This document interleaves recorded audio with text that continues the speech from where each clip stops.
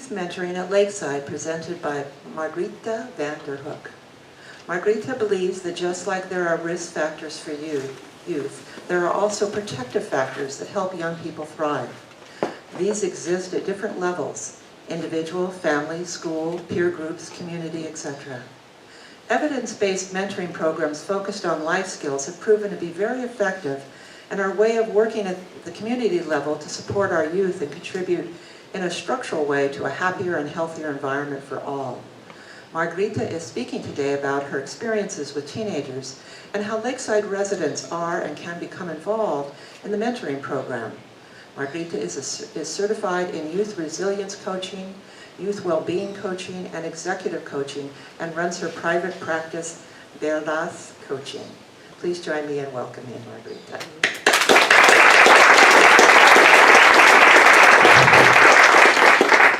Thank you. Welcome. It's a big honor to be here for me, and I'm very grateful to Lake Chapala Society because we actually run the mentoring program here on the premises. So it's a really beautiful place, and it gives a calming atmosphere for all the young people too, and for us mentors. So anyhow, there were two things I always said I would never do in my life when I was a lot younger. One was public speaking, and the second was working with teenagers. So I was actually a little bit afraid of teenagers, especially teenage boys, because I remember as a child a group of boys throwing a firecracker in front of my feet. Is that a cohete? Firecracker, I think you call it. And I also remember as a child too, a boy poking a stick in the wheel of my bicycle. So I thought they were a little bit scary boys, especially teenage boys. When I was 15, I actually quite started to like them, but I was still a little bit afraid of them. But anyhow, here I am standing in front of this audience, and I'm very grateful for you coming to listen to what we do with youth at Lakeside. And I work with teenagers. So please raise your hand if you'd love to be a teenager again.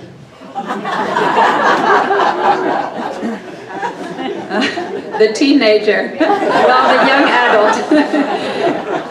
And raise your hand if you're really happy that you don't have to go back to that period of your life again. Okay, so I think we can agree it's a challenging phase of our life, right? Adolescence.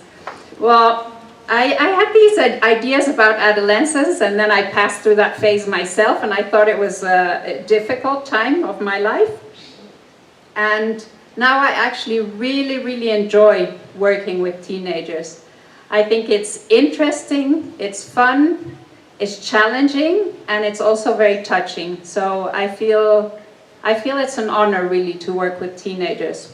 I'm a mother of 3, and my 3 children are now young adults, and that has also been very interesting and challenging at times, but mostly very nice experience. So anyhow, there's been a lot of research and work done on risk factors in that phase of life for youth. And I would not like to focus too much on that right now. I'd like to speak about protective factors in the lives of youth. And these protective factors, they work at different levels, just as risk factors do. So you have them at individual level. For instance, if you're a personality that likes doing dangerous things and taking risks, although I think you suggested we do that in your introduction.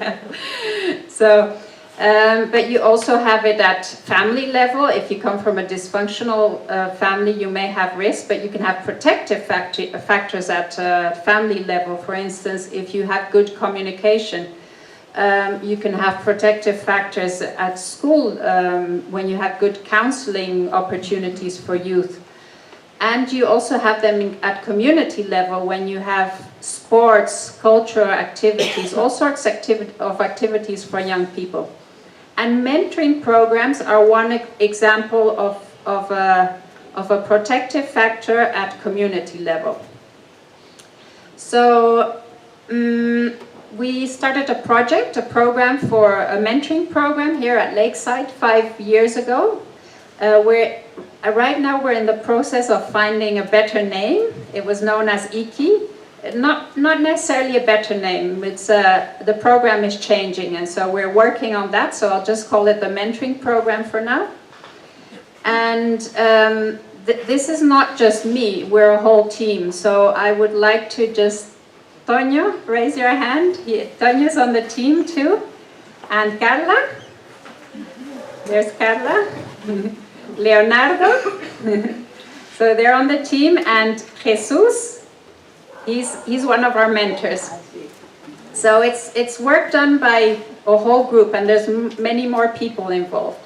What I'm really happy to say, and I feel proud of this too, is that it's not only a program for teenagers or for youth, it's also a program by youth. So we're constantly talking to the young people and asking them to tell us what is it they need most, what is it they're most interested in. And so now we have them on the coordinating team too, young people who are doing the work together with us, and it's been amazing to work in that way. So anyhow, we have, just before I actually talk about the program, I'd like to tell you a little bit about the selection process. And this is where you can all help. We're always looking for young people who want to participate in the program. So when I started, I was a bit naive, and I thought everybody wants to come to a program like this. But no, it's on Saturday morning, so they'd often rather go out till really late on Friday evenings and sleep in on Saturday. So it's not as if we have whole rows of young people waiting to be admitted to the program. So we're always looking for those young people who are very motivated to make a positive change in their life, and not only in their own lives, also in their families, in their communities. So if you know, after you listen to this talk, if you know someone who you think might be a good fit for the program, please let us know. And we are also looking for mentors, and then there's actually a selection process for them to be admitted. So the mentors and the young people, the teens, are interviewed by other young people too. Anyhow, there's 3 things I would like to talk about. The first is the workshops that we give. They're on life skills. That's the first part. The second part is the career choice coaching we do. And the third part is the mentoring part of the program. So when recently we thought and we evaluated the program when we talked to the teenagers about what they needed, what they wanted, what they were interested in. And they had lots and lots of ideas. But these things we're not necessarily experts in. So we thought, okay, we can talk about specific topics like preventing substance abuse or sex education or all sorts of topics that are of interest. Friendships is a big one too. How to organize their time, for instance. And then we realized, well, why don't we not invent the black thread again? Is that how you say it in English? The wheel, that's Spanish. Let's not invent the wheel again. So we did a lot of research, and we came up with 10 life skills that these were life skills by the World Health Organization, and they based these life skills on a lot of research they did, and experts who've been working with teenagers these groups suggested these 10 life skills. And so these life skills, instead of talking about specific topics, these life skills really help for all these topics. One such life skill is decision making, assertive communication, critical thinking, empathy is a really important one. So these are just skills that are really useful for any aspect of life. And we as mentors and adults also really love them, because then we realize that we can learn so much about this too, not only the teenagers. And so that is where the program consists of 10 workshops. Each workshop is on one of these life skills, and they're just a lot of fun. So we do games, dynamic activities. They're very proactive, the young people participating. So we don't stand here in front of the group telling them what to do and what not to do. It's very interactive, and they give their own ideas, and we learn so much from them too. So that's the workshop part. And then we also have career choice coaching. We apply tests. They take tests to see what their strengths are, what they're interested in, what they're passionate about, what their personality is like. And so they come up with certain things they're interested in, because many are at an age where they have to think about what they want to do in the future. And once they have an idea about this, we organize a professions and trade fair. And we've had a few people here, Carlos and Claudia, a civil engineer and a teacher. They've been at the professions fair and the trades fair, because we don't believe that everybody should go to university necessarily. There's sometimes people who want to learn a trade. They want to be a carpenter, an electrician, for instance. So it's very broad in that sense. So once they tell us what they're interested in, the young people, the teenagers, we find people in our community that we know that work in that area, and invite them. So that's the part on career choice. And then the mentoring part, which is it's very interesting, and it's a lot of fun too. So we are always looking for responsible adults, motivated adults who want to give a little bit of their time to this program. And so we select them, then we train them and invite them to participate in the program. And we have a matching event, so we match mentors to teens.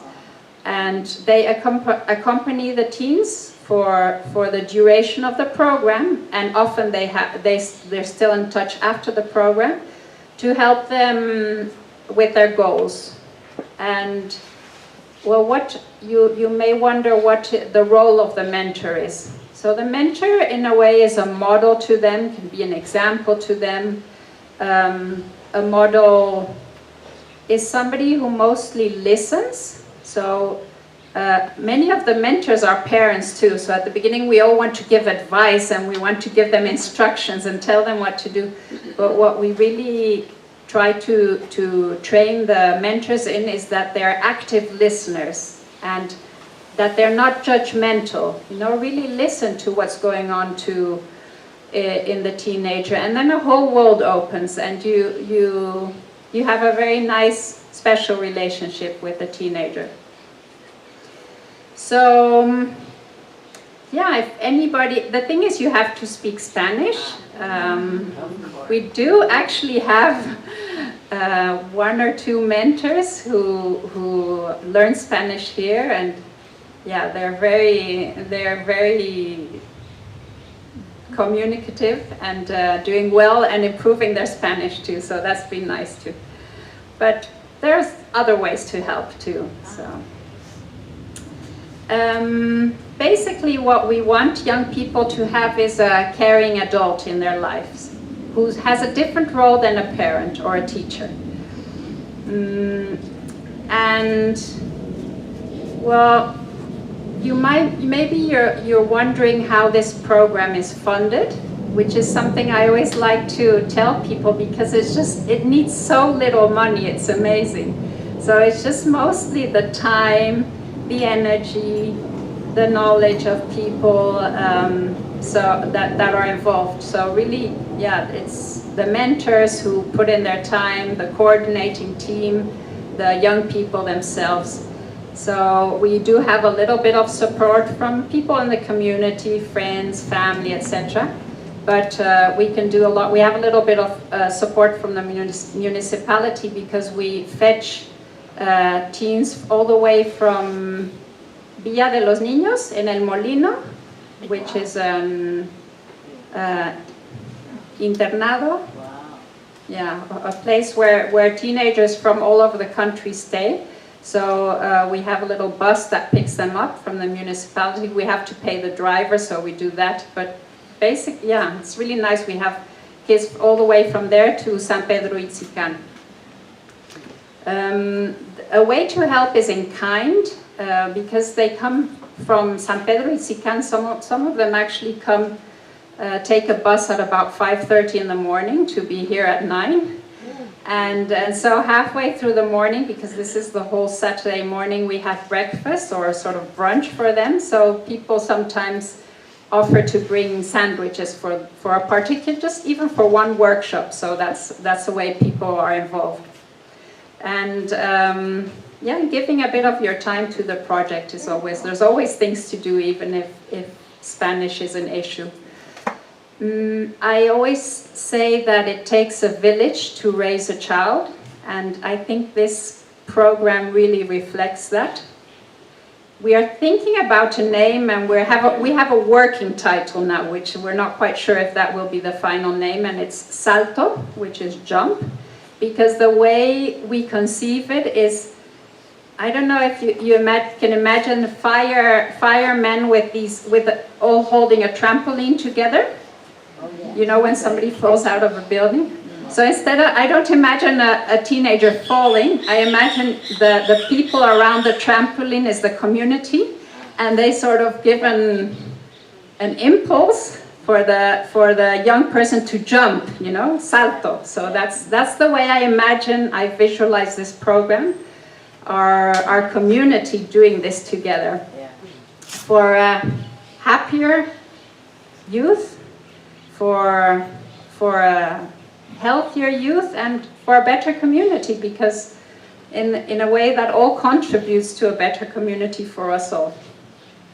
What are the challenges to this program? Because it's not always easy. So I mentioned one of the challenges is finding the people, the kids, the mentors for the program. It's something we're always constantly working on, telling people about the program, knowing it exists.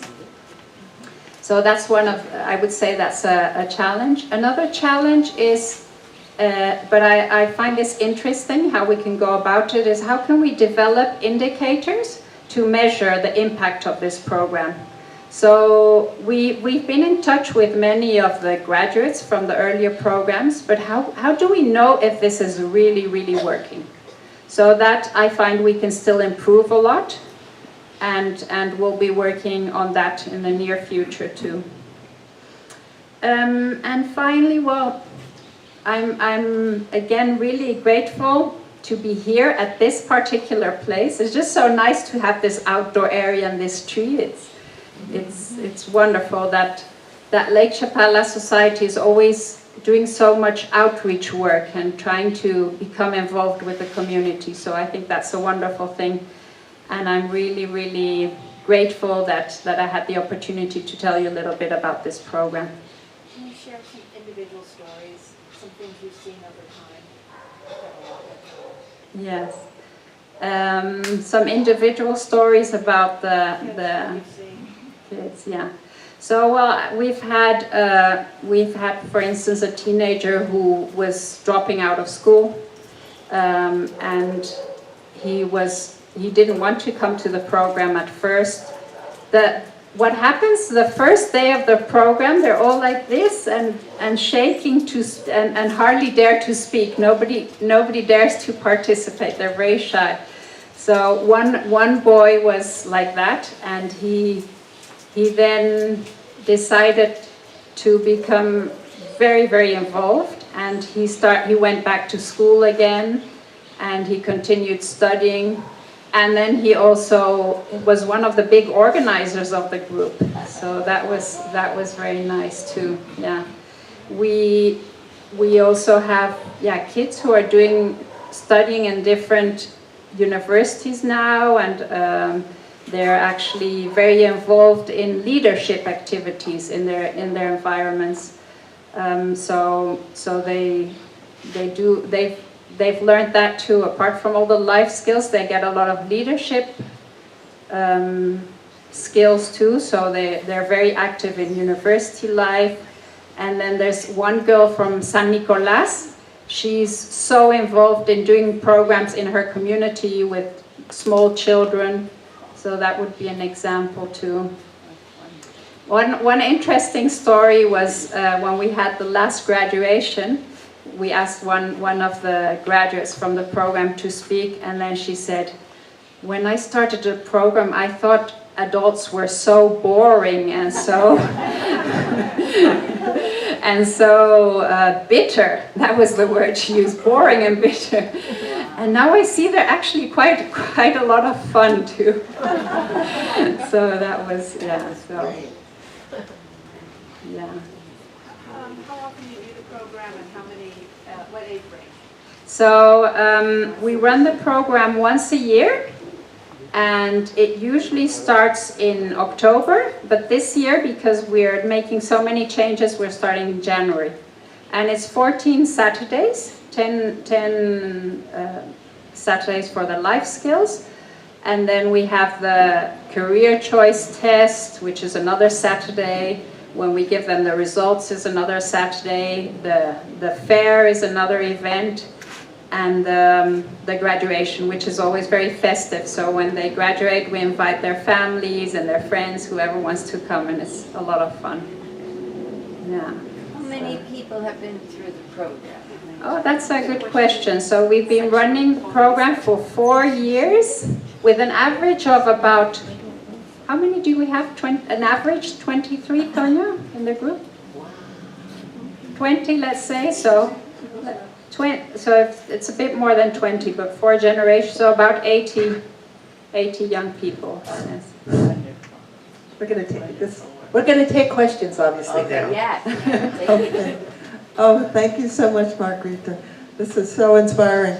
Do you require or suggest that the participants do some kind of community service as part of their learning, their training? Yeah, very good question. Actually, one of the teens suggested that when we had that meeting about what they wanted, what they needed. One of them suggested, why don't we do something together for our community? So that will be that's one of the plans.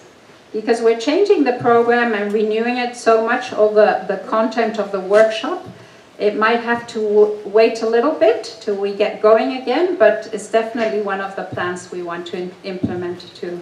Yeah. Over here. Yeah. Yes. Suda. Thank you for everything that you're doing and the whole organization. And how old are the kids? So they're high school. That's most of them are. It's an average of 17 years of age. So it's a good time before they finish high school. Not all of them are in a high school. Not all of them are studying. So it isn't a must that they go to high school. And also the age, we're not so limited in that. So if we see that somebody is really motivated and they're a little older, they're also welcome. They just have to go through the selection process. Yeah.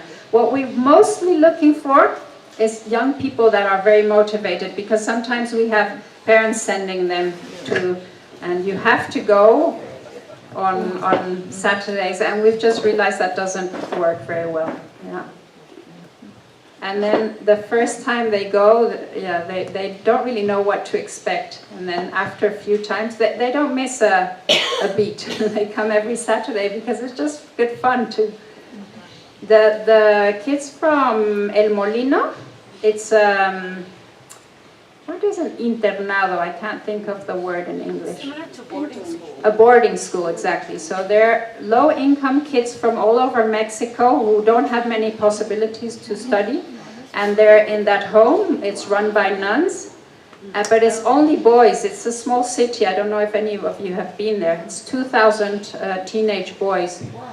And so, we can't have all these boys, although we've actually thought of doing the workshop there. But they're so excited when they're chosen, because they never do anything out of the boarding school. All the activities are there.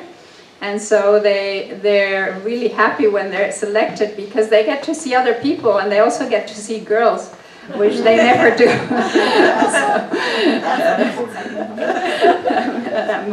And they make friendships, so yeah, it's... How does anybody interested who would like to participate get a hold of you? Do we have a website or a Facebook page? Or Yes, you can send me a message on Facebook, Margrita van der Hoek, but I have some cards too, so if you want I can give them to you at the end of the session. Great. And it's offered here? Yes, actually here Okay. in this room, yeah. Any other questions? Are parents involved in this program because they get reinforcement at home, or are they sort of agnostic to this thing?